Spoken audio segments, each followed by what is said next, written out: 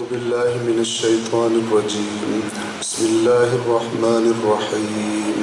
الحمد لله رب العالمين بارئ الخلائق أجمعين، والصلاة والسلام على سيد الأنبياء والمرسلين وعلى أهل بيته الطيبين الطاهرين المعصومين، واللعنة الدائمة على أعدائهم أجمعين من يوم عداوتهم إلى قيام يوم الدين.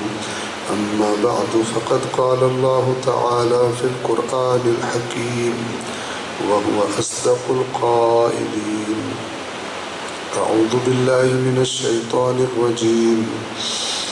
بسم الله الرحمن الرحيم.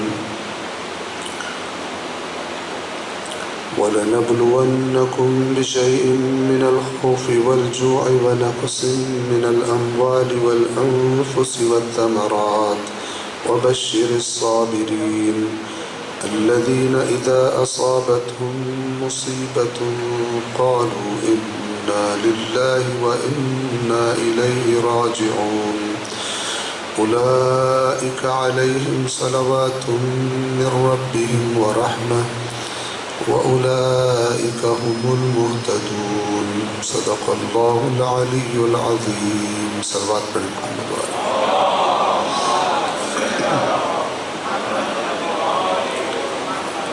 سورۃ البقرہ آیت نمبر 155، 156، 157.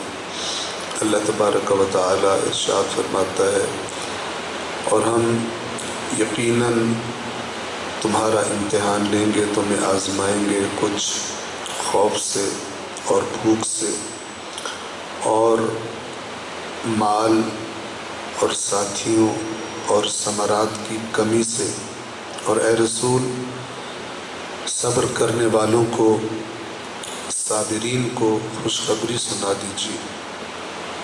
وہ لوگ کہ جب ان پر کوئی مصیبت آن پڑتی ہے تو وہ کہتے ہیں بے شک ہم اللہ ہی کے ہیں اور بے شک اسی کی طرف ہمیں لوٹ کر جانا ہے.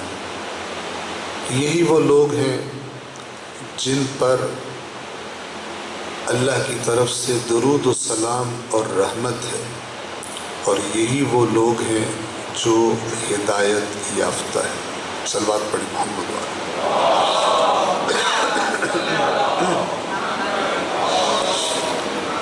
ان آیات کے ذیل میں عرائض آپ کی خدمت میں پیش کی جا رہی ہیں.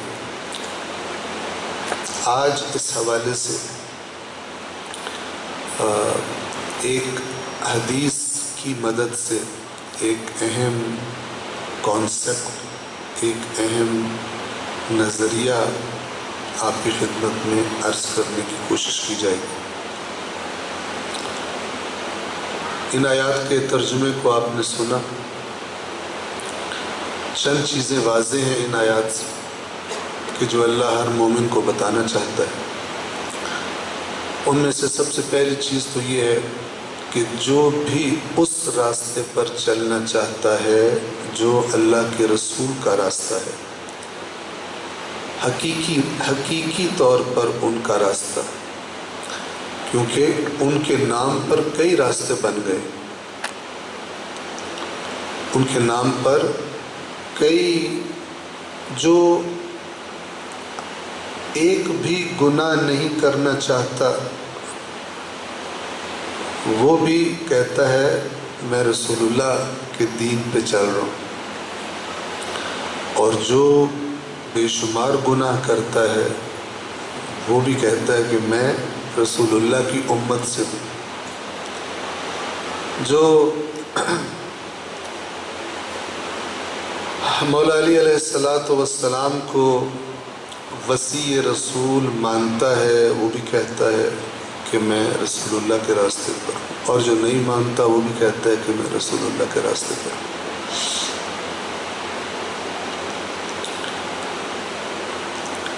اللہ تبارک و تعالیٰ فرما رہا ہے کہ اگر تم اس راستے پر ہوئے جس راستے پر ہمارا رسول چلانا چاہتا تھا تو پھر ممکن ہی نہیں ہے کہ تمہارا امتحان نہ لیا جائے۔ بس اگر امتحان نہیں ہو رہا تو انسان کو پریشان ہونا چاہیے۔ بعض لوگ اس سے پریشان ہو جاتے ہیں کہ ہم اللہ سے دعائیں مانگ رہے ہیں کہ ہماری مشکلات حل ہو، تو آپ ہمیں اور زیادہ مشکلات بتا رہے ہیں کہ آئیں گی دین۔ یہ میں نہیں کہہ رہا،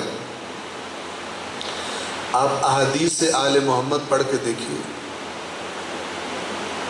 امام فرماتے ہیں مومن کے ایمان اور اس کی مشکلات کا آپس میں رابطہ ہے۔ جیسے جیسے ایمان زیادہ ہوتا جاتا ہے ویسے ویسے مشکلات زیادہ ہوتی جاتی ہیں۔ دنیاوی مشکلات نہیں، وہ مشکلات کہ جو دین کی وجہ سے آتی ہیں۔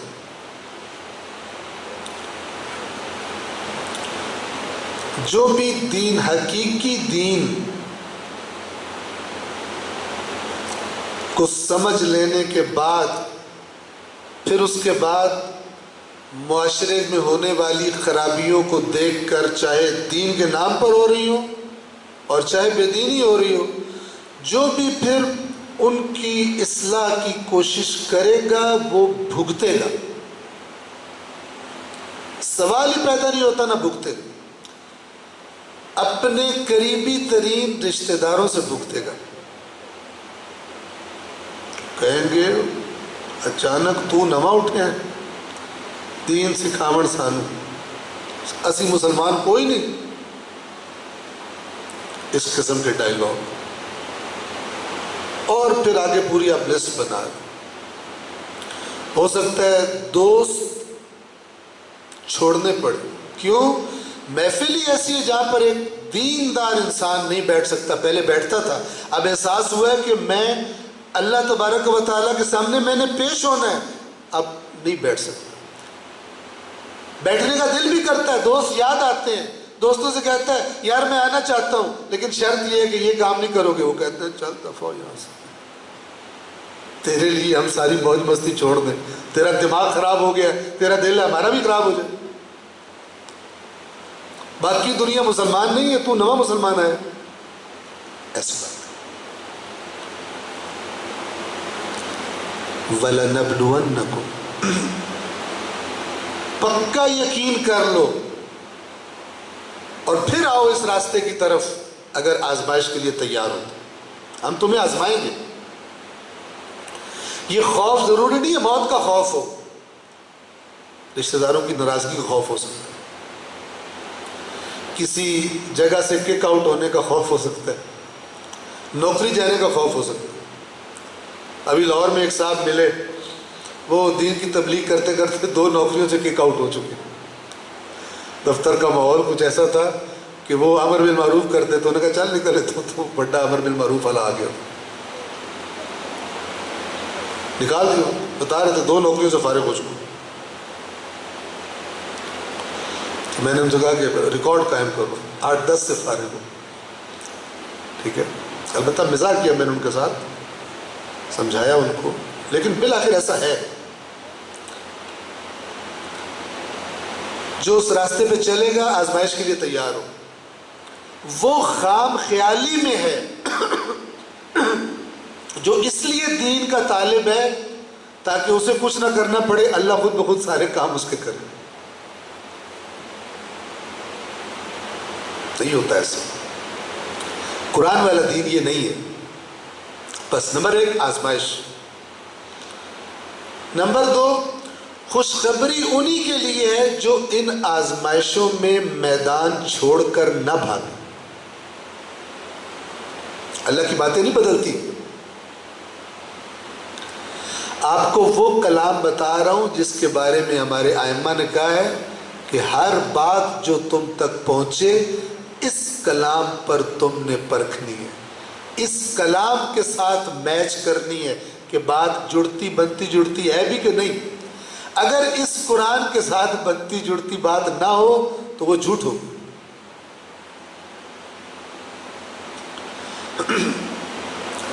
تو فرمایا خوشخبری دے دو کن کو؟ جو صابرین ہیں۔ پھر صابرین کی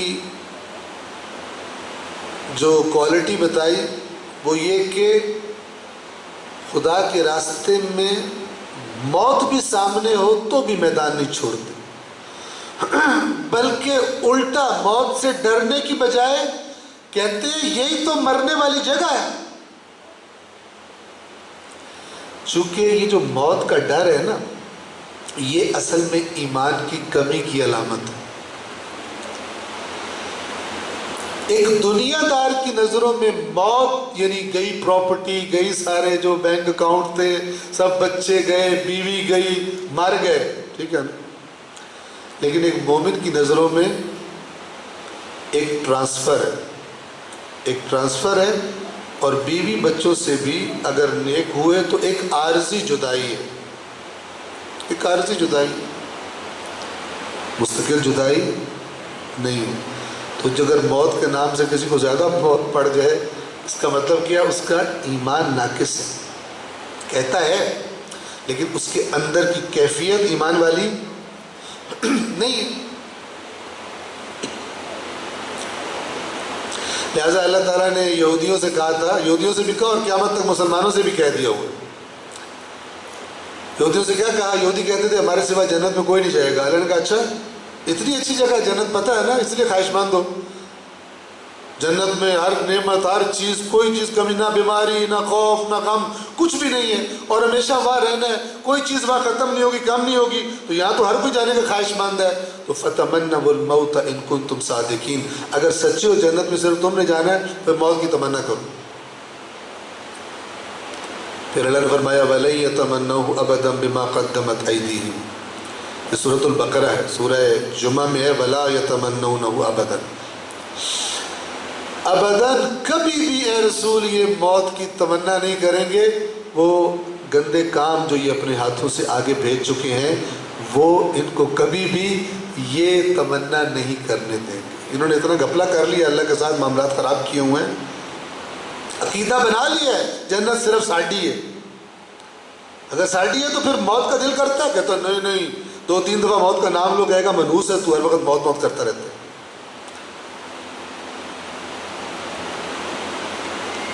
جبکہ کربلا میں موت کی کیا ڈیفینیشن ہے؟ کربلا سے موت کی کیا ڈیفینیشن ملتی ہے؟ پہلے ایک سوال، السنا علی الحق، چچا جان ہم حق پہ نہیں ہیں؟ شہزادہ قاسم سلام اللہ علیہ، السنا علی الحق، کیا ہم حق پہ نہیں ہیں؟ ہاں ہم حق پر ہیں بیٹا۔ فرمایا تو پھر احلا من العسل، شہد سے زیادہ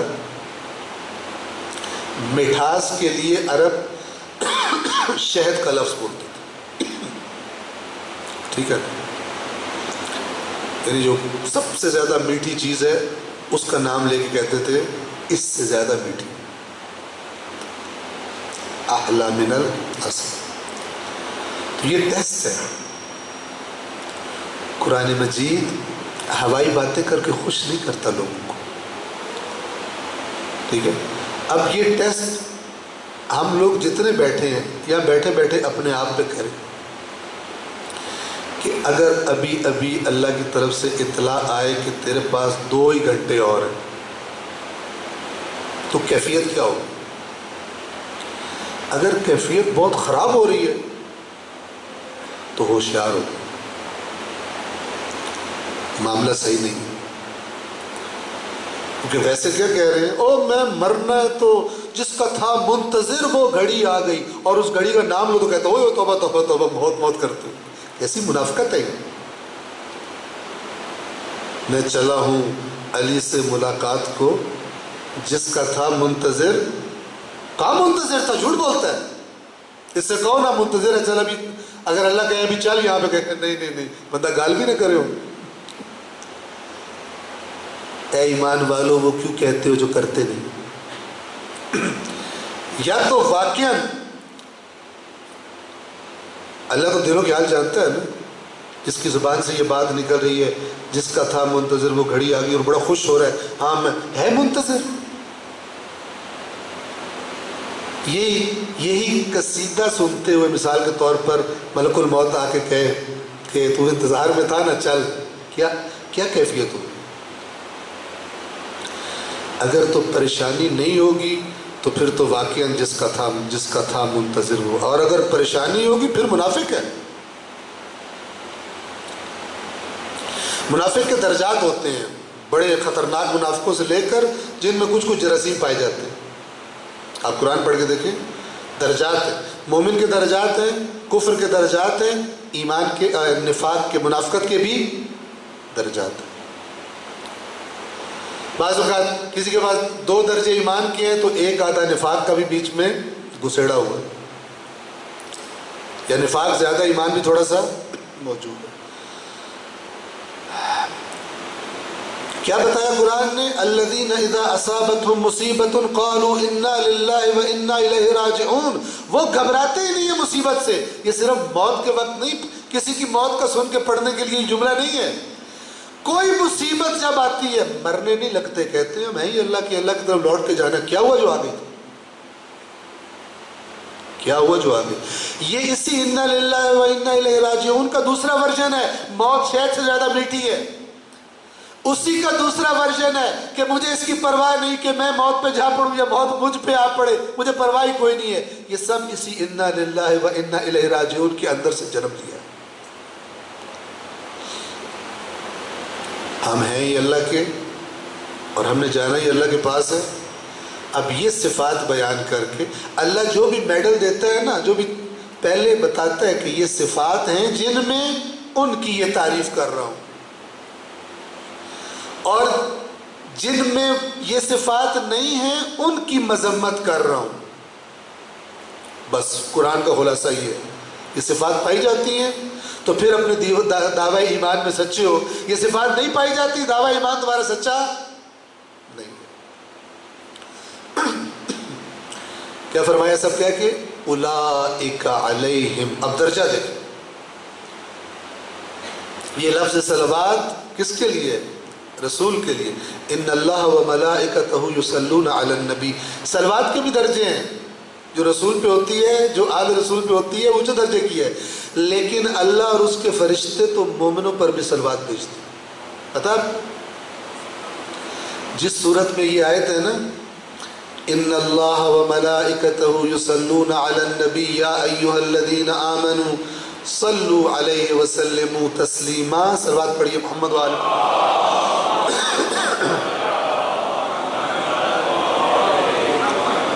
اسی صورت میں یہ آیت ہے، کون سی؟ یا ایھا الذین آمنوا اذکروا اللہ ذکرا کثیرا، اے ایمان والو کثرت سے اللہ کا ذکر کیا کرو۔ شاپنگ کی باتیں بھی کیا کرو، جو نئے کپڑے آگے ہیں بازار میں ان کی بھی بے شک کر لیا کرو، جوتے شوتے، گاڑیاں، زیورات، ہماری بہنیں بھی بیٹھی ہوئی ادھر، ٹھیک ہے، یہ بھی کر لیا کرو، لیکن کثرت کے ساتھ کس کا ذکر کیا کرو؟ اللہ کا ذکر کیا کرو۔ میں بار بار کہتا ہوں، آیات قرآن آئینہ ہے، ایسا آئینہ جو نہیں جھوٹ بولتا۔ یا ایھا الذین آمنوا اذکروا اللہ ذکرا کثیرا، اے ایمان والو اللہ کا کثرت سے ذکر کرو۔ یہ آئینہ ہے، مجھے دکھا رہا ہے تو کہاں کھڑا ہو، کتنا اللہ کا ذکر کرتا تھا۔ یہ ذکر یہ نہیں ہوتا ضروری کہ زبان پہ چلاؤ، خدا یاد رہے۔ امام جعفر صادق علیہ السلام نے فرمایا، وقت کا میں جلدی اشارہ کروں کہ وہ سب سے سخت چیز جو اللہ نے بندوں پر فرض کی ہے وہ اللہ کا ذکر ہے۔ تعجب، سبحان اللہ کہنا کیا سخت چیز ہے۔ فرمایا میری مراد سبحان اللہ والحمدللہ ولا الہ الا اللہ واللہ اکبر نہیں ہے، اگرچہ یہ بھی ذکر ہے تو پھر کیا مراد ہے؟ فرمایا وہ سخت ترین چیز جو اللہ نے بندوں پر فرض کی ہے اللہ کا ذکر ہے، میری مراد یہ ہے اللہ کو یاد کرنا حرام و حلال کے موقع پر، کہ حرام کا دروازہ سامنے کھلا ہو، جی بھی چاہ رہا ہو، کوئی روکنے والا بھی نہ ہو، طاقت بھی ہو انجام دینے کی، لیکن اللہ کو یاد کر کے حرام انجام دینے سے رک جائے۔ یہ وہ سخت ترین چیز ہے جو اللہ نے بندوں پر فرض کی۔ ورنہ تو لوگ ادھر تسبیح پڑھ رہے ہوتے ہیں، ادھر نوکر غلط کام کرتا ہے، اتنی بڑی گندی گال نکال دیتے ہیں، دوران تسبیح انٹرول کر کے اس کو گندی گال نکال کے پھر سبحان اللہ کا ویل شروع کر دیتے ہیں۔ ایسے لوگ دیکھیں ہم۔ میں نے ایسا بندہ بھی دیکھا ہے کہ جو ہاتھ میں تسبیح لے کے دکان پہ بیٹھا ہوا ہے اور چرس بیچ رہا ہے. یہ ہم اس وقت پڑھتے تھے کسی زمانے میں، ادھر ایبٹ آباد پڑھتے تھے، تو وہ علاقہ غیر میں گئے تھے، تو وہاں پہ ایک صاحب پورے اس میں اتنی زیادہ سی لے کے بیٹھے ہوئے تھے، اور سر پہ ٹوپی بھی، ہاتھ میں تسبیح بھی ہے اور تسبیح چل رہی ہے. تو ہم نے اس کو چھیڑا، لڑکے تو وہ چھیڑا بھی، یہ کیا ہے؟ اس نے کہا نظر نہیں آ رہا کیا ہے. تو ہم نے کہا پھر یہ کیا ہے؟ وہ تھوڑا غصے میں آ گیا، لیکن ڈائلاگ اس نے زبردست بولا، حقیقت بولی. کہتا ہے یہ اسلام کے لیے کرتا ہے اور وہ کاروبار کے لیے کرتا ہے. یہ اللہ کو راضی کرنے کے لیے، اور وہ یہ حالت ہے. چرس بیچنا بھی حلال ہے، اور دوران چرس فروشی، دوران ہیروئن فروشی تسبیح بھی پڑھ. یا پنڈی کا ایک واقعہ بتایا مجھے راول پنڈی میں، کہ ادھر جو لوگ بچے اغوا کرتے ہیں، تو وہ کسی سیٹ کا بچہ اغوا کرنے کے لیے آئے اور غلطی سے کسی اور کا بچہ اٹھا کے لے گئے جو ٹیکسی ڈرائیور تھا. اب شکل ملتی تھی یا جو بھی تھا، وہ اسکول سے اس کا بچہ اٹھا کے لے کے گئے. اب سنیں ذرا دین کہاں پہنچا ہوا ہے. تو وہ ٹیکسی ڈرائیور جو تھے، باقی بھی ظاہر ہے ساری ان کی جو انجمن تھی یا بہرحال برادری ہوتی ہے، سارے اکٹھے ہوئے، سراغ لگانے لگے. پتہ چلا بھائی بچہ فلانی جگہ پر ہے، کہیں پاکستان سے تھوڑا اندر تھوڑا باہر. تو وہ سراغ لگاتے لگاتے بغیر پولیس ساتھ لیے گئے وہاں پر.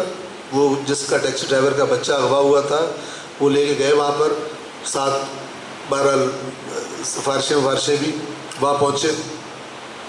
اب جو گینگسٹر تھا ان کا، جو یہ اغوا کاروں کا جو ہیڈ تھا، تو جب وہاں پہنچے تو لوگوں نے کہا کہ آپ بیٹھے، حاجی صاحب تھوڑی دیر تک آ رہے ہیں. یہ مسلمان اس طرح بنتا ہے، مومن اس طرح بنتا ہے، حاجی اس طرح بنتا ہے. اور مجھے جس ٹیکسی ڈرائیور کا بچہ اغوا ہوا تھا، ان کے ایک دوست تھے، انہوں نے بتایا، کہتے ہیں کہ انہوں نے کہا کہ حاجی صاحب آ رہے ہیں. اور وہ تھوڑی دیر بیٹھ گئے، اور جو اندر سے نکلا واقعی حاجی صاحب تھا، ہاتھ میں تسبیح، سر پہ ٹوپی، اتنی بڑی داڑھی اس کی. تو انہوں نے ان سے کہا کہ جی یہ مسئلہ ہو گیا، بچہ ہمارا تو غلطی سے اٹھا لے، ہمارے پاس تو کچھ بھی نہیں ہے. حاجی صاحب نے فرمایا ہمیں پتہ چل چکا ہے لڑکوں سے غلطی ہوا، ہمیں پتہ چل چکا ہے. اس اسلام کی ایسے دھجیاں اڑائی ہیں لوگوں نے. کسی نے تو اس کو بتایا ہوگا نا کہ تسبیح سے تیرے سارے اغوا معاف ہو جائیں گے، جیسے بتاتے ہیں حج سے معاف ہو جاتے ہیں، جیسے بتاتے ہیں امام حسین کی زیارت سے معاف ہو جاتے ہیں. یہ سارے بے ایمان ہیں، سارے اسلام کی مل کے دھجیاں اڑانے والے بے ایمان ہیں. یہ بتاتے ہو کہ زیارت سے جا کے معاف ہوتے ہیں، یہ نہیں بتاتے کہ امام نے فرمایا اللہ کا نافرمان ہمارا دشمن ہے، یہ نہیں بتاتے، کیونکہ یہ بتانے سے پیسے نہیں ملتے، نہ یہ بتانے سے نعرے لگتے ہیں، اور قوم کا بیڑا غرق کر دی. بہرحال وہ جس کے پاس گئے تھے وہ شیعہ نہیں تھا. شیعہ اور سنی فرق نہیں ہوتا، بے ایمان بے ایمان ہوتا ہے. ایک دفعہ کسی نے مجھ سے پوچھا پاکستان کے سیاستدان کا نام لے کے کہ یہ شیعہ ہیں؟ میں نے کہا ہاں یہ شیعہ ہیں، ویسے ہی جیسے یزید سنی تھا. یہ ایسے ہی شیعہ ہیں جیسے یزید سنی تھا. شیعہ سنی نہیں ہوتا. شیعہ یعنی علی کا پیروکار، سنی یعنی سنت رسول پہ چلنے والا. کوئی بے ایمان نہ شیعہ ہو سکتا ہے نہ سنی ہو سکتا ہے. اس نے گھڑ کے اپنا نام رکھ لیا ہے، پیدائشی طور پہ اس پہ ٹھپا لگا دیا گیا ہے بے ایمان. اصل دین اس کا بے ایمانی ہے. آپ کا دین وہ نہیں ہوتا جس کا ٹھپا آپ نے لگایا ہے. آپ کا دین وہ ہوتا ہے جس کے مطابق آپ زندگی گزار رہے ہیں. دین وہ ہوتا ہے. دین قوانین کے مجموعے کو کہتے ہیں، دین نعرے بازیوں کو نہیں کہتے.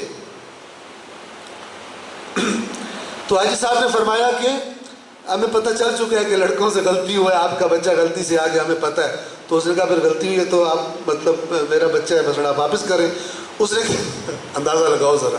اس نے کہا حاجی صاحب نے کہ ہاں وہ ہم بچہ آپ کو دے دیں گے، مسئلہ ہی کوئی نہیں، بچہ آپ کا محفوظ ہے. تو یہ جو وہاں سے پکڑنے کا اور یہاں تک لانے وغیرہ کا خرچہ ہوا ہے نا، یہ 80,000 بنتا ہے، یہ دے کے بچہ لے لیں. ویسے 50 لاکھ مانگ رہے تھے بچے کا تاوان، لیکن اس نے کہا کہ ہمارا جو اپنا خرچہ ہوا ہے وہ کتنا ہوا ہے؟ 80,000 ہوا ہے. وہ 80,000 دو، میں غلطی بھی کر سکتا ہوں، انہوں نے مجھے 50,000 بتایا تھا، یہ 80,000، بہرحال 10 روپے بھی ہو تب بھی ضلالت ہے، لیکن اس نے کہا کہ ہمارا اتنا خرچہ ہوا ہے، یہ دے دو، بچہ لے جاؤ۔ کہ حاجی صاحب کو دیکھیں، کبھی اس کی باتوں کو دیکھیں کہ یہ کیا کر رہا ہے، حرام خوری تم نے کی ہے، بغیرتی تم نے کی ہے، اللہ کی نافرمانی تم نے کی ہے، ظلم تم نے کی ہے، اس کا خرچہ مانگ رہے ہو۔ ادھر سرکاری محکموں میں ایسے خرچے مانگتے ہیں، قاتل سے بھی خرچہ مانگتے ہیں، مقتول کے لوائقین سے بھی خرچہ مانگتے ہیں، اتنے بے شرم ہیں حرام خور۔ پھر اپنی مسجد میں جا کے 2 رکعت نماز پڑھ کے یا رسول اللہ کے 12 ربیع الاول کیک کاٹ کے یا 13 رجب کا کیک کاٹ کے سمجھتے ہیں کہ یہ حرام خوری ساری معاف ہوگی۔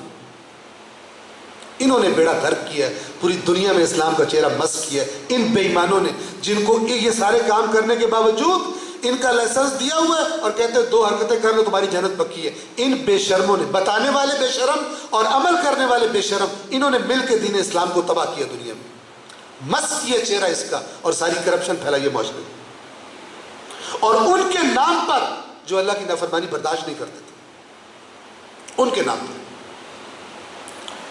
تو انہوں نے بتایا کہ پھر وہ بندہ واپس آیا، ہمارا دوست تھا، ہم سارے ٹیکسی ڈرائیور مل کے بیٹھے، اس کے پاس تو تھے نہیں اتنے، تو پھر ہم سب نے مل کے چندہ کیا، ان بغیرتوں کا پورا کیا مال، اور جا کے ان کو دیا، اور وہ بچہ چھڑا کے لایا۔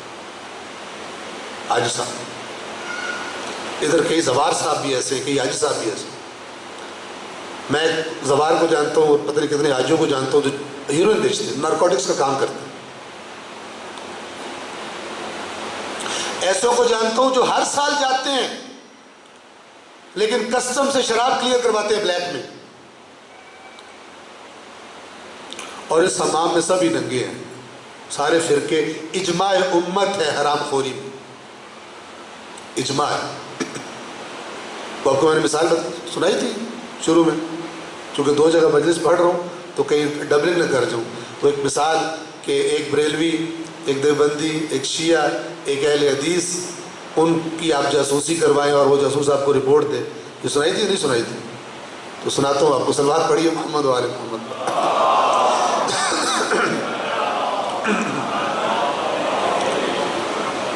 ایک دفتر کے باس نے ایک جاسوس کو ہائر کیا، کمپنی کے باس نے، اور اس نے کہا کہ یار میں نے یہ 4 بندے ہائر کیے ہیں، نوکری پہ رکھے ہیں، تو ان میں سے ایک کہتا ہے میں شیعہ ہوں، دوسرا کہتا ہے میں دیوبندی ہوں، تیسرا کہتا ہے میں بریلوی ہوں، چوتھا کہتا ہے میں اہل حدیث ہوں۔ ٹھیک، تو وہ جو جاسوس ہے اسے نہیں پتا کون ہوتا ہے شیعہ کون، وہ سمجھ لے غیر مسلم ہے، وہ اسکاٹ لینڈ یارڈ سے بلایا ہوا، مثلا انگلینڈ سے بلایا اس کو، یہاں کا نہیں۔ تو اب اس نے کہا کہ 3 مہینے ان کی جاسوسی کرو، شب و روز ان کی ہر حرکت پہ نظر رکھو، اور 3 مہینے بعد مجھے رپورٹ دو کہ یہ کیسے لوگ، پھر میں دیکھوں گا انہیں نوکری پہ باقی رکھنا ہے یا باقی نہیں رکھنا۔ 3 مہینے گزرے، آپ نے اس کو بلایا اور کہا کہ ہم 3 مہینے گزرے، مجھے رپورٹ دو کیسے لوگ ہیں۔ اس نے کہا عجیب رپورٹ آپ کے لیے میں نے تیار کی۔ کہتے ایک چیز کے علاوہ میں نے ان میں کوئی فرق نہیں دیکھا۔ کہتے کیسے؟ کہتے ان کی ساری حرکتیں ایک جیسی۔ کیسے ساری حرکتیں جیسی؟ کہتا ہے یہ چاروں کے چاروں آپ کے دفتر میں رشوت کھاتے ہیں، یہ چاروں کے چاروں آپ کی کمپنی کا مال بلیک میں بیچتے ہیں، یہ چاروں کے چاروں ویکینڈز پہ مل کے پیتے پلاتے بھی ہیں،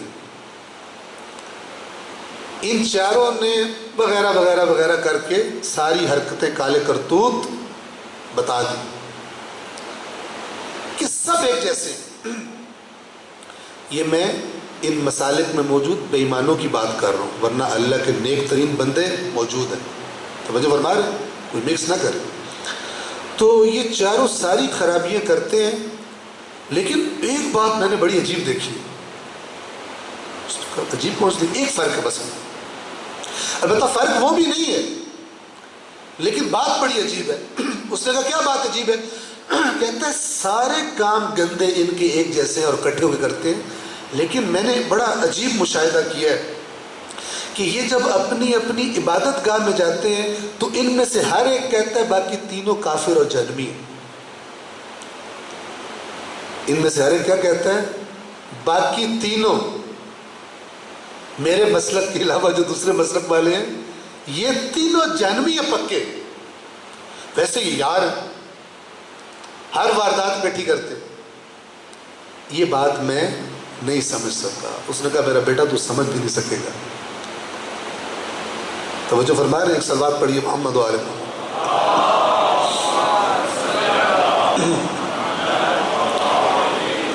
ذکر سے بات چل پڑی تھی. اللہ کو یاد رکھنا حرام و حلال کے موقع پر.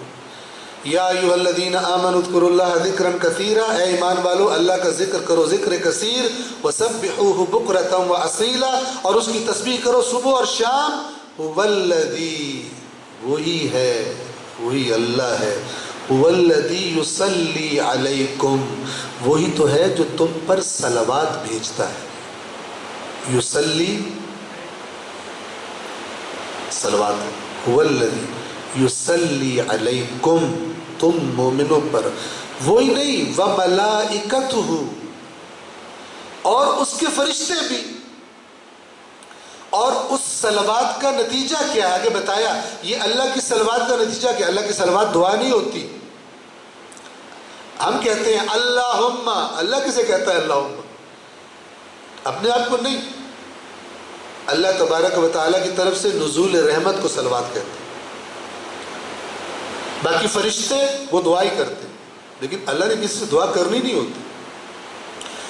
هو الذی یصلی علیکم وملائکتہ، اس صلوات کا اللہ کی اور فرشتوں کی کیا اثر ہے؟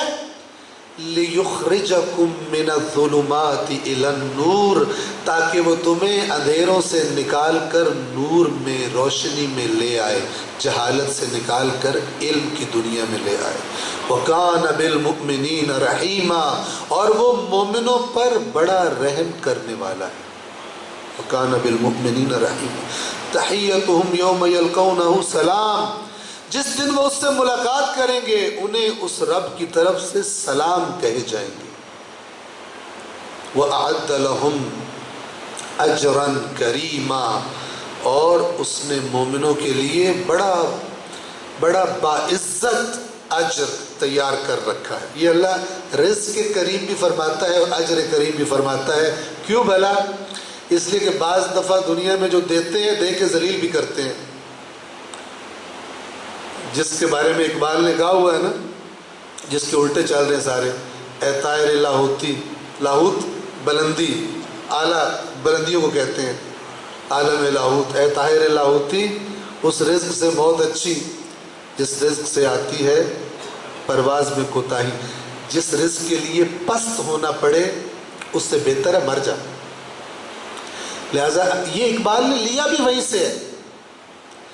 چونکہ کون سا رزق مومن کو زیب دیتا ہے؟ رزق کریم، ایسا رزق جس کے لیے ذلت اور خواری نہ دیکھنی پڑے،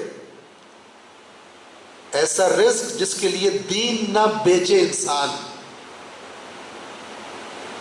ورنہ یہ جو راستہ ہے دین بیچنے والا، پستی کی طرف آنے والا، اسی کی ایک شکل کربلا ہے. لوگوں نے دین بیچ کے نواسہ رسول قتل کر دی. اسی راستے کی ایک بدترین شکل کربلا میں نظر آتی ہے. وَأَعَدَّ لَهُمْ أَجْرًا كَرِيمًا، اجر کریم، یعنی وہ دے گا بھی اور دے گا اس طرح کہ اور عزت افزائیاں کرے گا.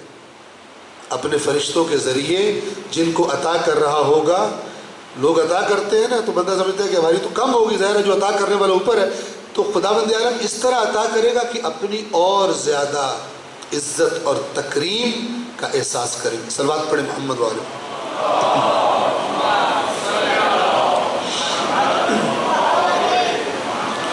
اولئک علیہم صلوات من ربہم ورحمۃ، کہ رب کے درود و سلام اور ان کے رب کی رحمتیں ہیں ان پر. وَأُولَئِكَ هُمُ الْمُهْتَدُونَ، جو یہ صفات رکھتے ہیں یہ ہدایت یافتہ ہے. انہوں نے سیدھا راستہ دیکھ لیا. چونکہ راستے تو کئی ہو سکتے ہیں نا. ہو سکتا ہے سیدھے راستے پر اتنی لائٹنگ نہ ہوئی ہو جتنی ابلیس کے راستے پہ لائٹنگ ہوئی جدھر ادھر آئس کریموں کی اور چاکلیٹس کی اور مٹھائیوں کی دکانیں ٹھیلے ادھر لگے ہوں اور ناچ گانے ہو رہے ہوں، تو بندہ کہے یار ادھر کون جائے، ادھر تو بندہ ہی کوئی نہیں، ادھر موج مستی ہے، ادھر جاتے ہیں، باقی اللہ غفور الرحیم ہے، معاف کر دے گا۔ وَأُولَئِكَ هُمُ الْمُهْتَدُونَ، پس قرآن کی نظروں میں ہدایت یافتہ کون ہے؟ جو آزمائش کے لیے تیار ہے اور آزمائش میں ڈٹ کے میدان میں رہتا ہے، اگرچہ اللہ کے حکم کی اطاعت میں اس کو جان کی بازی لگانی۔ خلاصہ یہ اگر کسی کو ذرا عجیب لگ رہا ہو کہ اے دین کی تو کٹ کے لے آندہ ہے، ٹھیک ہے نا، تو اس سے میں معذرت چاہتا ہوں۔ لہٰذا میں جہاں بھی جاتا ہوں، آپ کی خدمت میں بھی آتا ہوں، تو تاکید کرتا ہوں کہ آپ اللہ کے قرآن کو سنجیدگی سے پڑھ۔ اب یہ آیات جو میں نے پڑھی ہے نا، وَلَنَبْلُوَنَّكُمْ، یہ آپ نے کئی بار سنی، لیکن کس طرح سنتے ہیں؟ ممکن ہے کسی بندہ خدا نے، کسی عالم دین نے آپ پر اپلائی کر کے بتائی، ورنہ عام طور پہ کیا ہوتا ہے، آیتیں پڑھی اور ذہنوں کو لے گئے کربلا کی طرف اور وہاں سے اپنی طرف واپس نہیں لائے۔ قرآن کی آیات کو خود پہ پلٹائیں، کیونکہ یہ آیات قیامت تک ہے، قیامت تک یہ آیات ہے۔ ایک میں نے آپ سے عرض کیا تھا کہ حدیث سناؤں گا، جو چند منٹ باقی ہیں ذکر مصائب سے پہلے، یہ حدیث سن لیں، پہلے مسئلہ سن لیں۔ یہ اسی آزمائش کے ذیل میں ہے، ہو سکتا ہے آزمائش میدان جنگ میں ہو سکتا ہے آزمائش عام زندگی میں۔ دنیا ہے ہی آزمائش کا دار امتحان، دار القرار یعنی رہنے کی جگہ آخرت، قرآن کے تصور، دیے ہوئے تصور کے مطابق۔ وَإِنَّ الْآخِرَةَ، مومن آل فرعون نے سورہ غافر، جس کو سورہ مومن بھی کہتے ہیں، مومن آل فرعون جس نے ایمان اپنا چھپایا ہوا تھا اور بیچ بیچ میں فرعونیوں کی قوم میں سے تھا، لیکن حضرت موسیٰ کو سپورٹ کرتا تھا، ان پہ ایمان لا چکا تھا، ایمان ظاہر نہیں کیا تھا، آخر میں آہستہ آہستہ پھر ظاہر ہو گیا، تو اس کا ایک جملہ ہے، اس کا جملہ اللہ نے قرآن کا حصہ، کئی جملے اس کے قرآن کا حصہ بنائے، وہ اپنی قوم سے کہتے ہیں یا قومی، اے میری قوم، انما الحیات الدنیا متاع، یہ جو دنیا کی زندگی ہے یہ تو ایک عارضی سا استعمال کا سامان ہے، وَإِنَّ الْآخِرَةَ هِيَ دَارُ الْقَرَارِ، اور جو رہنے کی جگہ ہے وہ تو آخرت ہے، یہاں سے تم نے نکلنا ہے۔ ان کو سمجھا رہا تھا فرعونیوں کو، وَيَا قَوْمِ إِنَّمَا هَذِهِ الْحَيَاةُ الدُّنْيَا مَتَاعٌ وَإِنَّ الْآخِرَةَ هِيَ دَارُ الْقَرَارِ۔ اور پھر اس نے کہا من عمل صالحا من عمل سیئتا فلا یجزا الا مثلها، جس نے برائی کی اس کو اتنی ہی جزا ملے گی جتنی اس نے برائی کی ہے، ومن عمل صالحا، اور جس نے نیکی کی، صالح عمل کیا، من ذکر او انثى، چاہے وہ مرد ہو چاہے وہ عورت ہو، وہو مؤمن، لیکن ہو صاحب ایمان، فاولئک یدخلون الجنہ، تو یہ وہ لوگ ہیں جو جنت میں داخل ہوں گے، یرزقون فیہا بغیر حساب، برائی کی تو سزا اتنی ملے گی جتنی برائی تھی، لیکن جو جنت میں داخل ہوں گے یرزقون فیہا بغیر حساب، تو اللہ پھر حساب نہیں کرے گا ان کے ساتھ عطا کرنے میں۔ آزمائش، دنیا دار آزمائش، اب کامیاب ہو ہے، یہاں کامیاب ہو ہے جو اپنے آپ کو ایگزامینیشن ہال میں سمجھتا ہے، جو سمجھتا ہے کہ 4 دن کی زندگی ہے موج کرو، یہ کسی اور ہی روٹ پہ لگ گیا، کسی اور ہی طرف جا رہا ہے۔ اب ذرا وہ جو حدیث آپ کو سنانا چاہتا تھا، ایک صلوات پڑھیے محمد و آل محمد پر۔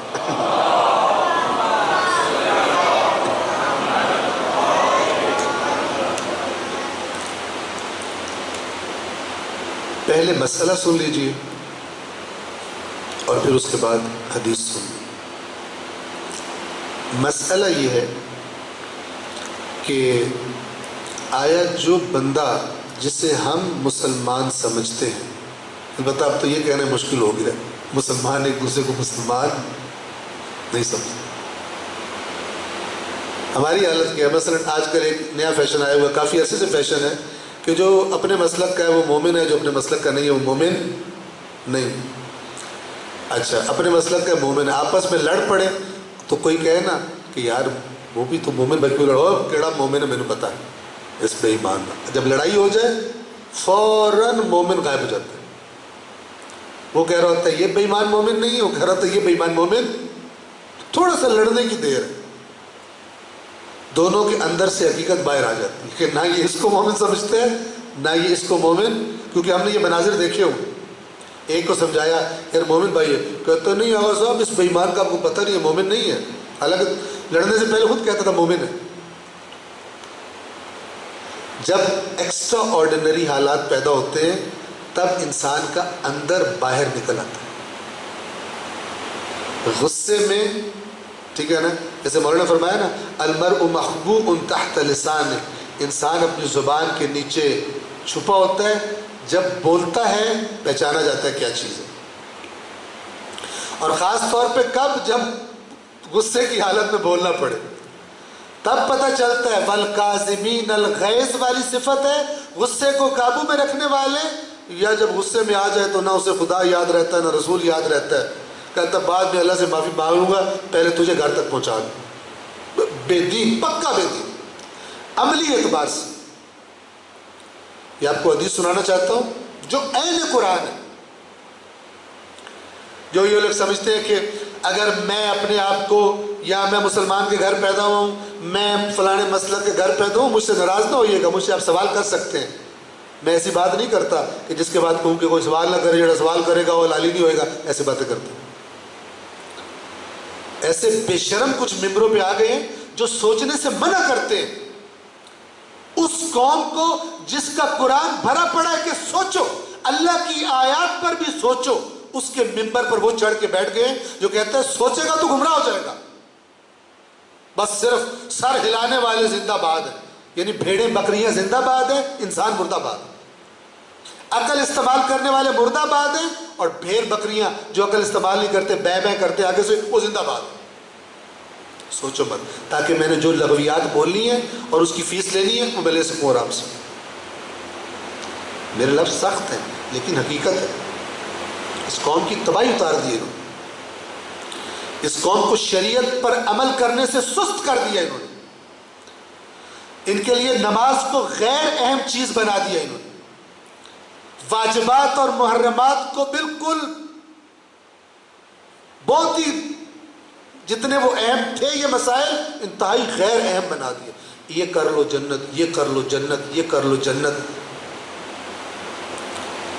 الٹی سیدھی باتیں بتا بتا کر، ایک حدیث باقی حدیثوں سے کاٹ کر، باقی فرامین اہل بیت سے کاٹ کر، باقی اللہ کی کتاب کی آیات سے کاٹ کر وہ آ کے قوم کو سنا دیتے اور قوم کا بیڑا غرق کر دیتے۔ ایک میں نے ابھی اسی ماہ رمضان میں کراچی میں سنا، تحفہ آپ بھی لے لیجئے، شاید آپ نے بھی سنا ہو،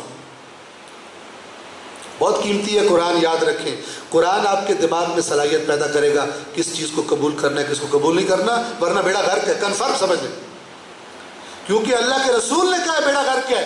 جب تک قرآن اہل بیت دونوں کو مضبوطی سے نہیں تھامو گے تب تک ہدایت کی گارنٹی نہیں ہے۔ یا اللہ کا رسول سچا ہے یا یہ سچے ہیں، پھر جن کے منہ سے نکلتا ہی نہیں ہے کوئی قرآن پڑھے۔ توجہ فرما رہے ہیں؟ اب تحفہ لے لیجیے۔ میں نے سنا بیان کرنے والے بھی مولانا صاحب تھے، اللہ ان پہ رحم کرے، بیان کیا کر کہ حدیث قدسی ہے، سبحان اللہ، یعنی جھوٹ کو موٹا کرنا ہو تو حدیث قدسی کر دو۔ حدیث قدسی ہے کہ امام نے فرمایا کہ اللہ فرماتا ہے کہ جو بندہ صبح صبح اٹھ کر، اب ذرا سوچیں جس نے یہ حدیث گھڑی ہے نا وہ کوئی ایسا خبیث تھا جس کا دل تھا کہ شیعہ فاسق ہو جائے، لیکن بڑے عبادت سمجھ کے فاسق ہو، کیا کہتا ہے کہ جناب جو بندہ صبح صبح اٹھے اور جناب سیدہ کے قاتلوں پر لعنت کرے تو اللہ تعالیٰ فرشتوں سے کہتا ہے آج یہ بندہ جو گناہ کرے تم نے نہیں لکھنا. آج بندہ جو گناہ کرے. اب جتنے محفل میں بے ایمان بیٹھے تھے کہتے واہ واہ واہ سبحان اللہ سبحان اللہ، چونکہ اس کے تو دانت اور خونی ہو گئے ہوں گے کہ آج اور جا کے پیٹ پھاڑوں گا دفتر میں لوگوں کے. صبح اٹھوں گا کہے گا میں ایک دفعہ نہیں میں 10 دفعہ لعنت کر کے جاؤں گا تاکہ کنفرم کروں کہ میں نے چونکہ گھپلے بڑے بڑے کرنے ہیں میرا لکھا ہی کوئی نہیں جائے.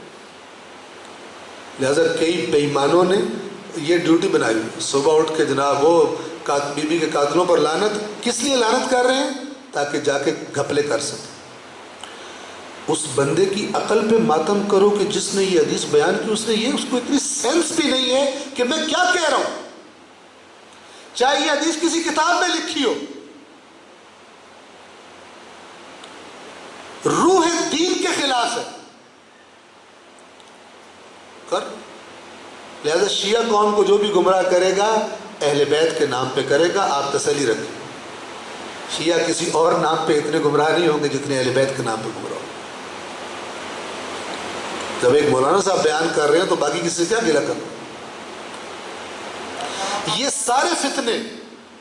سارے فتنے صلوات پڑھیے محمد وآل محمد.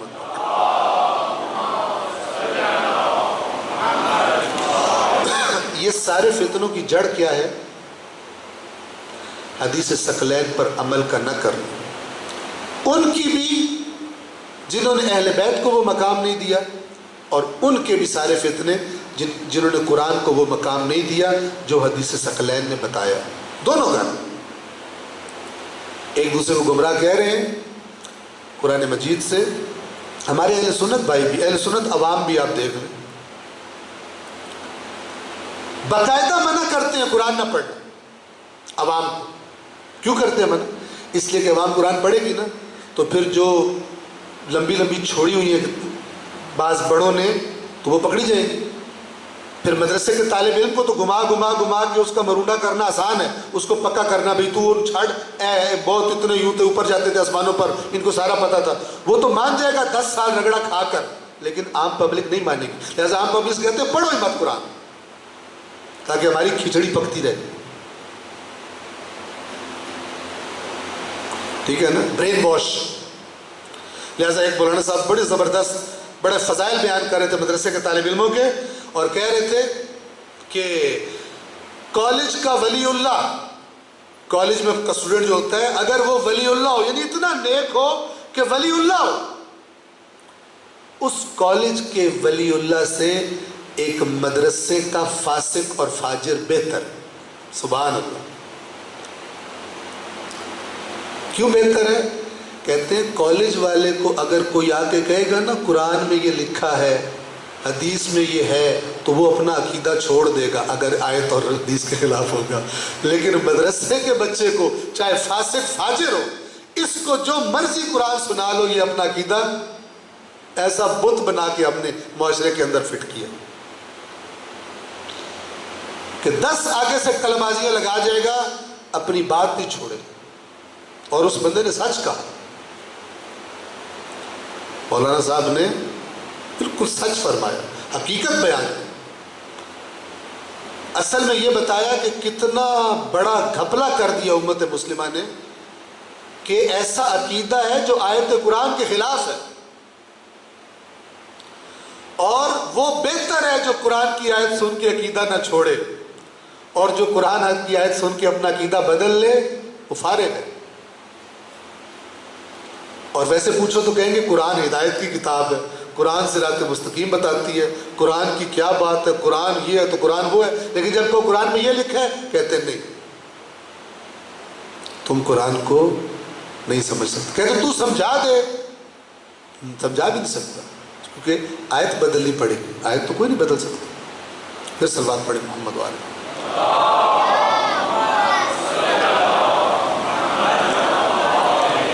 لہٰذا قرآن مجید پڑھیں قرآن مجید پڑھیں قرآن مجید پڑھیں. قرآن مجید پڑھ کے میری بات کوئی غلط لگے مجھے آگے پکڑ لیں ٹھیک ہے. کہ تم نے ممبر بیٹھ کے یہ بات کی تھی اور یہ غلط ہے۔ قرآن بہت پاورفل ہے، اتنا پاورفل ہے کہ لوگوں کو پتہ چل کے اس لیے نیڑے نہیں جانے دیتے کہ ہم نے جو اپنے مسلک کو کھچڑی بنا کے کھلائی ہے، جس کھیر پہ لگایا ہوا ہم نے، اگر یہ عوام نے اس طرح پڑھنا شروع کر دیا اور جو قرآن میں سمجھ آتا ہے اسی پر اعتماد کر لیا تو یہ ہمارا جینا حرام کر دیں گے، اور اللہ جانتا ہے ایسا ہوگا سب کا، اور تبھی یہ امت ہوش میں بھی آئے گی اگر آ گئی تو۔ ورنہ جو خطرناک بات ہے وہ یہ کہ اللہ نے قرآن میں لکھا ہوا ہے رسول قیامت کے دن شکایت کرے گا میری امت نے قرآن چھوڑ دیا تھا، یہ بہت خطرناک ہے، چونکہ اللہ کی بات غلط نہیں ہوتی۔ ہاں ہم یہ کوشش کر سکتے ہیں کہ ہم بچ جائیں، اتنا رشتہ ہو قرآن سے کہ ہم بچ جائیں، ورنہ یہ شکایت ہونی ہے۔ اور یہ جو ہے نا کہ میری امت نے قرآن چھوڑ دیا، تو اس کا مطلب ہے بہت بڑا حصہ امت کا اس کا اس طرح بیڑا کر۔ غور کریں گے آپ کو بات اور واضح ہو جائے گی۔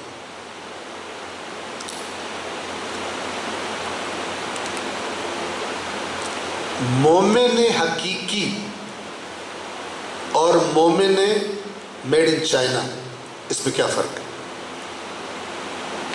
ٹھیک ہے، چائنا کا نام ایسا ہے کہ لوگوں کو سمجھ آ جاتی ہے کہ بات کیا ہو رہی ہے۔ تو یہ ایک نمبر مال ہے یا چائنا کا، یہ یوں پوچھتے ہیں لوگ، چائنا در مقابل ایک نمبر مال، یوں بن گیا۔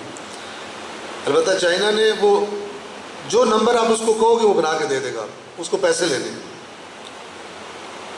ضمناً عرض کر دوں کہ جب ہندوستانی حکومت نے چائنا کا بائیکاٹ کرنے کا اعلان کیا تو کچھ لوگوں نے بائیکاٹ چائنا کی شرٹس پہنی شروع کر دی، وہ بھی چائنا میں بنی ہوئی تھی۔ بائیکاٹ چائنا کی شرٹس، جیسے مسلمان سعودی عرب جاتے ہیں نا تبرک لے کے آتے ہیں، جانمازیں میڈ ان چائنا، ٹوپیاں میڈ ان چائنا، تسبیحاں میڈ ان چائنا، آدھا حج کا ٹھیکہ چائنا والوں نے اٹھایا ہوا ہے، اور دنیا کی باقی چیزوں کا۔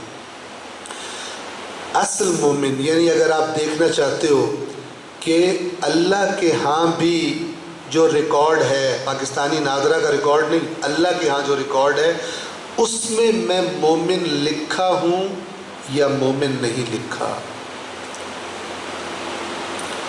کچھ آپ کو حدیث کا آغاز آج سنا پاؤں گا، کیونکہ اگر واضح کر کے نہ بتائی جائے تو جتنی اہم بات ہے اس کا حق ادا نہیں ہوگا۔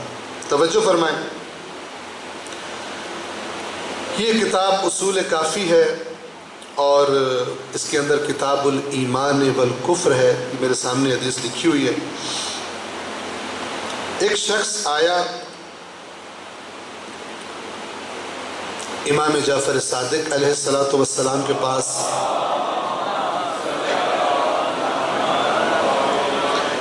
اور امام سے سوال کیا کہ اے فرزند رسول، ایک مسلمانوں کا گروہ ہے جن کو مرجئہ کہتے ہیں، جن کو مرجئہ کہتے ہیں۔ مرجئہ کا کیا مطلب ہے؟ مرجئہ کا لفظ رجا سے ہے، اور رجا کہتے ہیں امید کو۔ ابتدائے ایام بنو امیہ میں تکفیر کا ایک بازار گرم ہوا، جو بنو امیہ کا مخالف ہوتا تھا اسے اپنے زرخرید مولویوں سے کفر کا فتویٰ دلوا دیتے تھے۔ جو بات تنقید کر رہا ہے بنو امیہ پہ، چلو بھائی کافر ہو گئے۔ تو اس عمل کے رد عمل میں ایک گروہ وجود میں آیا جنہوں نے کہا کوئی کافر نہیں، جنہوں نے کہا کہ کوئی بھی کافر نہیں، بلکہ جو بھی کہتا ہے نا ہم مسلمان ہیں، اللہ کے ہاں بھی وہ مسلمان ہے، جو کہتا ہے میں مومن ہوں، اللہ کے پاس بھی وہ مومن ہے۔ یہ ریاکشن تھا، وہ جو ہر کسی کو مخالف کو کافر کہے جا رہے تھے تو انہوں نے سب کو کہا مومن ہے۔ اب یہ فرقہ، اس فرقے کے بارے میں اس شخص نے آ کر امام سے سوال کیا، مرجئہ کے بارے میں۔ کیا سوال کیا؟ سألہ رجل عن قول المرجئة فی الکفر والایمان، مرجئہ جو کفر اور ایمان کے بارے میں رائے رکھتے تھے اس کے بارے میں امام سے سوال کیا. یعنی مرجئہ کسے کفر کہتے ہیں، کسے ایمان کہتے ہیں، آپ بتائیے صحیح کہتے ہیں غلط کہتے ہیں. اور اس شخص نے یہ کہا کہ انہم یحتجون علینا، کہ وہ مرجئہ ہمارے خلاف یعنی ہمارے سامنے یہ دلیل پیش کرتے ہیں اپنی بات کی. وَيَقُولُونَ، اور کہتے ہیں كَمَا أَنَّ الْكَافِرَ عِنْدَنَا هُوَ الْكَافِرُ عِنْدَ اللَّهِ فَكَذَلِكَ نَجِدُ الْمُؤْمِنَ إِذَا أَقَرَّ بِإِيمَانِهِ أَنَّهُ عِنْدَ اللَّهِ مُؤْمِنٌ. اگر سن لیں تھوڑی سی ہے باریک بات، استدلال دیکھیں مرجئہ کا. یہ امام سے سوال کر رہا ہے کہ وہ کہتے ہیں کہ جس طرح اگر کوئی شخص ہمارے سامنے کہے کہ میں کافر ہوں اور پھر ہم اسے کافر سمجھیں، ٹھیک ہے نا، اللہ کے پاس بھی وہ کافر ہوتا ہے. یعنی جو کہہ رہا ہے میں کافر ہوں اور ہم بھی اسے کافر سمجھ رہے ہیں، جسے ہم کافر سمجھ رہے ہیں اللہ کے پاس بھی وہ کیا ہے؟ کافر. اسی طرح ہم یہ کہتے ہیں کہ جو شخص ہمارے سامنے اقرار کرتا ہے کہ میں مومن ہوں، میں ایمان لا چکا ہوں، تو اللہ کے پاس بھی وہ کیا ہوا؟ مومن ہوا. یعنی ہمارے سامنے اقرار اور انکار یہ معیار ہے. انکار کرنے والا کافر، جو ہمارے سامنے کافر ہوا اللہ کے پاس بھی کافر. اور جو کہتا ہے میں ایمان لا رہا ہوں، یہ اصل میں رد عمل تھا. چونکہ وہ کہہ رہے تھے، لوگ کہتے تھے ہم مومن ہیں، وہ کہتے تھے نہیں تو کافر ہے.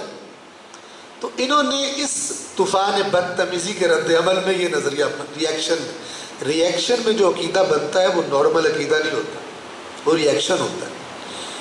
اور ابھی شیعہ سنی کی جنگ میں کئی ایسے عقیدے ہیں جو ایک دوسرے کے ریئیکشن ہیں، ورنہ پرانے زمانوں میں ان کا وجود ہی کوئی نہیں تھا، ان آبھاس کا جو ابھی وجود میں آ گئی.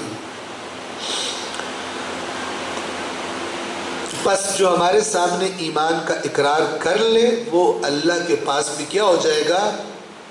مومن ہو جائے گا. اس شخص نے کہا کہ آپ بتائیے کہ یہ صحیح کہتے ہیں یا غلط کہتے ہیں. جسے ہم کافر سمجھ رہے ہیں وہ کافر اللہ کے پاس بھی، اور جسے ہم مومن سمجھ رہے ہیں وہ اللہ کے پاس بھی مومن. یہ بات صحیح ہے یا بات صحیح نہیں ہے؟ آپ بتائیے فرزند رسول. فقال، امام نے فرمایا، شروع کہاں سے کیا؟ سبحان اللہ. یہ سبحان اللہ کب کب بولی جاتی ہے؟ بعض اوقات بالکل جب بات کھلم کھلا غلط ہو، ٹھیک ہے نا، تو کیا کہتے ہیں؟ سبحان اللہ. یہ کون سی بات ہوگی؟ تو امام نے سبحان اللہ کہا. یہاں سبحان اللہ کا تعجب کے موقع پہ سبحان اللہ کیوں کہا جاتا ہے؟ کہ گویا یہ بات آپ اللہ کی طرف نسبت دے رہے ہو، اللہ اس قسم کے عیب سے پاک ہے. اظہار تعجب. فقال سبحان اللہ وَكَيْفَ يَسْتَوِي هَذَانِ، کیوں کر یہ دونوں ایک جیسے ہو سکتے؟ جو کہہ رہے میں کافر ہوں، جس طرح وہ اللہ کے پاس کافر ہے، اسی طرح جو کہے میں مومن ہوں وہ اللہ کے پاس بھی مومن ہو جاتا ہے. سبحان اللہ. یہ کیسے ہو سکتا ہے؟ یہاں تک امام کے جواب کو آپ ذہنوں میں رکھیے، اور انشاءاللہ چونکہ بات بڑی اہم ہے اور بات بڑی سمجھنے والی ہے اور کئی دروازوں کی چابی ہے، کئی سوالوں کا جواب ہے، ایسی بنیادی بات ہے اور عین قرآن ہے، تو انشاءاللہ میں اس کو نسبتاً جتنی میری توفیق ہے واضح کر کے آپ کی خدمت میں عرض کروں گا. ایک صلوات پڑھیے محمد و آل محمد.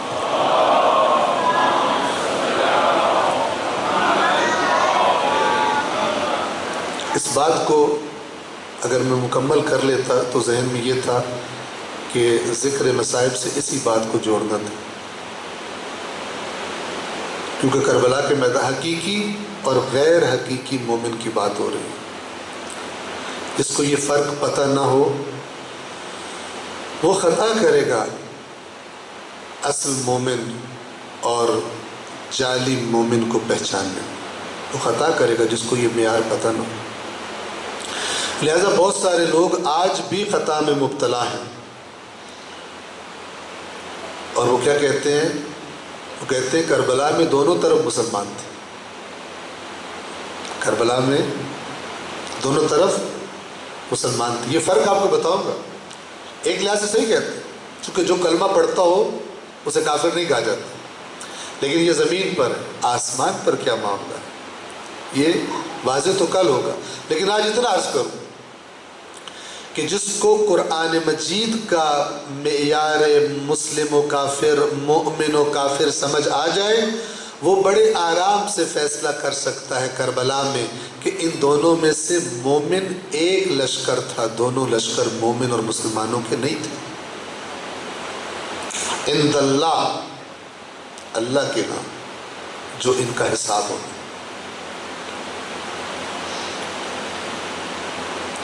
لہٰذا کربلا میں تو جو ظلم ہونا تھا ہوا، آج تک اس قسم کی باتیں کرنے والے حسین کی مظلومیت کو بڑھاتے رہتے ہیں، اور حق بنتا ہے مومن کا کہ دلائل سے، واضح اور روشن شرعی دلائل سے، نہ کہ فقط جذبات اور خدا نخواستہ بد زبانی، یہ اہل بیت کی روش نہیں۔ اہل بیت کی روش دلائل ہے، منطق ہے، عقل ہے، اخلاق ہے۔ بدترین دشمنوں کو بھی اسی روش سے جواب دیا کرتے تھے۔ آپ مناظر دیکھ لیں درباروں اور بازاروں کے، دلائل دیے۔ اگر ابن زیاد نے کوئی بات کی ہے، بی بی زینب نے دلائل دیے ہیں جواب، تاکہ جس میں سننے والے میں عقل ہے اس پر بات واضح ہو جائے، اور جو عقل استعمال نہیں کرنا چاہتا، وہ چاہے ابن زیاد کے ڈر سے، چاہے اس کے لالچ سے، اور چاہے ہماری اس ظاہری مظلومیت کو دیکھ کر اور اس کے ظاہری اقتدار کو دیکھ کے گمراہ ہو جائے۔ لیکن ان کا کام اتمام حجت ہے۔ لہٰذا بی بی زینب ہو یا سید سجاد، جہاں جہاں لے جائے گئے، یہ تو اس لیے لے گئے تھے کہ اپنی فتح کا اعلان کریں، لیکن جہاں جہاں لے کر گئے برعکس ہو گیا۔ کربلا اور زندہ ہوتی چلی گئی، لوگ اور بیدار ہوتے چلے۔ لیکن عزیزان محترم، یہ اتمام حجت نہ بی بی زینب کے لیے آسان تھا، نہ سید سجاد کے لیے آسان تھا۔ ایک عام اچھا انسان، معاشرے میں عزت اور اکرام رکھنے والا انسان، متدین انسان، سخت ہے یہ جملہ کہنا، لیکن مصیبت اہل بیت بھی سمجھنے والی چیز ہے، بڑا سخت ہے۔ جو ایسا انسان، وہ زیادہ احساس کرے گا کہ جو انسان بڑا پابند شریعت ہو، بڑا باعزت ہو، اور اس بات پر بڑا حساس ہو کہ میرے گھر والے، میرے گھر کی خواتین، میری ماں، میری بہنوں، میری بیٹیوں پر نامحرموں کی نگاہ نہ پڑے۔ اگر وہ دیکھ لے نا، اگر وہ دیکھ لے کہ کوئی نامحرم بری نگاہ سے دیکھ رہا ہے میری ناموس کی طرف، اس کے تن بدن میں آگ لگ جاتی ہے۔ میرے ماں باپ فدا ہوں سید سجاد پر۔ خدا جانے کون کون سے مقامات تھے جہاں پر سید سجاد کو صبر کرنا پڑا، کون کون سے مقامات تھے کہ جن پر وہ بیویاں کہ جو نامحرموں سے کلام کی عادی نہیں تھی، ان کو اپنے بدترین دشمنوں، لعینوں، سید الشہداء کے قاتلوں کے ساتھ ہم کلام ہونا پڑا۔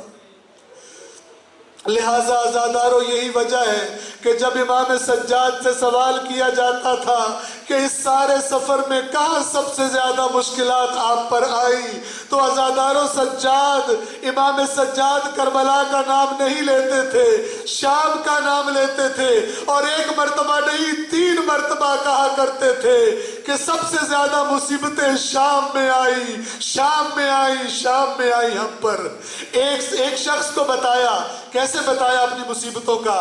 کہتے ہیں کہ اے پوچھنے والے سن، جب ہمارے قافلے کو اسیروں کے قافلوں کو جب دمشق میں داخل کیا گیا تو ہمیں دمشق کی جامع مسجد لے جایا گیا۔ وہ جو جامع مسجد تھی اس کے قریب ہی ایک چبوترا تھا، ایک اونچی جگہ تھی۔ جانتے ہو وہاں وہ جگہ کن کے لیے بنائی گئی تھی؟ جب بھی مسلمانوں اور کافروں کی جنگ ہوتی تھی تو کافروں کے مرد اور کافروں کی عورتیں جب غلام اور کنیزیں بنا کر لائی جاتی تھی تو اس چبوترے پر لا کر انہیں بٹھا دیتے تھے، اور شہر والے وہاں پر آتے تھے اور ان کے چہروں پر نگاہ کرتے تھے اور ان کی قیمتیں لگاتے تھے اور اپنی مرضی کے غلام اور کنیزیں خرید کر لے جاتے تھے۔ ان ظالموں نے آل رسول کو، رسول کی بیٹیوں کو اس چبوترے پر جا کر بٹھا دیا، اور شامی آتے تھے اور ہمارے چہروں پر اس طرح دیکھتے تھے جیسے غلام دیکھے جاتے ہیں، ہماری بیویوں کے چہروں پر اس طرح نگاہیں کرتے تھے جیسے وہ کسی کی کنیزیں ہو۔ انہوں نے آل رسول کے ساتھ یہ ظلم کیا، اور اس کے بعد اے پوچھنے والے یہ ہمیں یہودیوں کے محلے میں لے گئے۔